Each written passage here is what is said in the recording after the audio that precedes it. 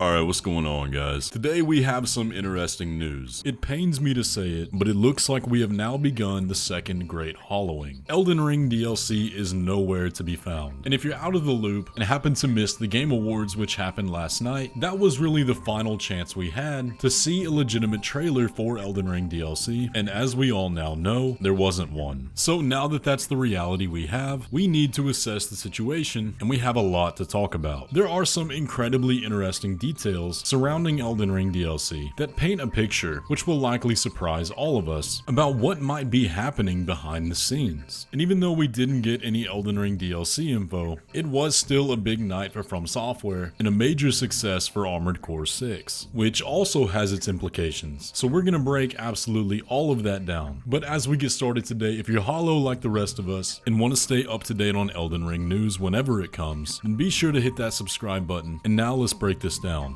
So let's get straight into the reality check here. Elden Ring DLC is not coming out anytime soon. The Game Awards really was the last chance we had to see something, and now that it's come and gone, all predictions are out the window. So strap in, it's gonna be a long wait. Realistically, if you want to go off any predictions at all, the only obvious picks are February, such as when we got that PNG image at the beginning of this year, and then Summer Games Fest in June. Honestly, anything besides those is going to be completely random, and I think we've learned our lesson now that Elden Ring simply does not follow the rules. With that being said though, this does introduce quite an interesting situation around the DLC and how FromSoftware is treating this project. Because let's take a look at this for a second. It was an entire year after Elden Ring released before we got the announcement of DLC in the first place. And now it's going to be another year since we got that announcement before we hear anything else about it at all. And who knows how much longer before it actually releases. That's the thing we now know for certain, that nobody knows anything anymore, and if we think we do, we're wrong. It really is an unprecedented situation that FromSoftware has never done before. They've always followed a standard of releasing DLC very quickly after they're announced, but it's safe to say that standard has been abandoned, whether it be due to games just taking much longer to make nowadays, or some internal struggles of development that we'll never know going on behind the scenes. It could also just be that this project is so much more ambitious than they originally planned, or than we can predict. Hopefully the story comes out one day, but the only thing we know for certain is that the wait will continue. Now, I made a video a little over a week ago breaking down all the reasons why I thought Elden Ring DLC would be at TGA, and honestly they were good reasons. Anytime in the past it would have been 100% guarantee, which is why I'm now more curious than anything about what this project actually will be. And one of the main reasons for that is SteamDB, a place where we can see internal work done to the PC files of Elden Ring behind the scenes and basically get a peek at back-end development. More work has been done on this game in the past week than anything we've seen since launch, which is one of the primary reasons why we thought something big was ready to be shown. We haven't really seen work like this done before, and therefore don't have any idea what it could possibly mean, which really amps up my curiosity. But the other piece of news that did kind of temper expectations for TGA was an interview with Yasuhiro Kitao at the PlayStation Partner Awards. And in this interview, he stated that Elden Ring DLC is still a little ways off, and they can't talk about it yet, but the development was proceeding smoothly. And I guess that is true at face value. So only time will tell at this point, but we'll be on the lookout for more tea leaves to read, whatever form that comes in.